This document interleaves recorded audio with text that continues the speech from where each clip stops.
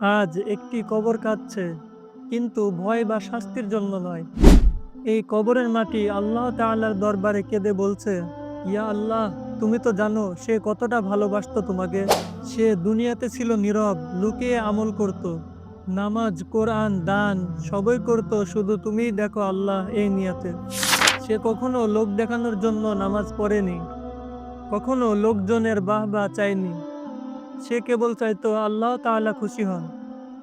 যখন সবাই তাকে রেখে চলে যায়, এই কবরের মাটি বলে ওঠে, এই সেই বান্দা যে তোমার জন্য রাতের অন্ধকারে কেঁদেছে, যার চোখের পানি আমার বুক ভিজিয়েছে।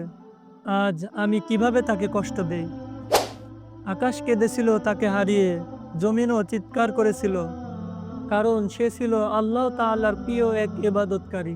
নিশ্চয় যারা আল্লাহ তাআলার জন্য কাঁদে, যারা রাতে সেজদায় থাকে, আমি তাদের নাম জানি, আমি তাদের চোখের পানিও গণনা করি।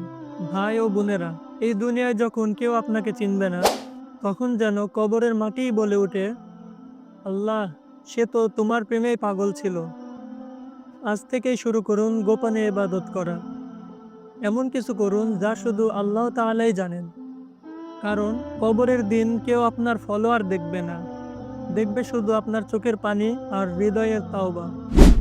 ভিডিওটি শেয়ার করুন, যেন আরেকজন মানুষও কবরের মাটিকে আপন বলতে পারে। তো আজ এই পর্যন্তই, দেখা হচ্ছে নতুন কোনো ভিডিওতে। ততদিন সুস্থ থাকুন, ভালো থাকুন। আসসালামু আলাইকুম।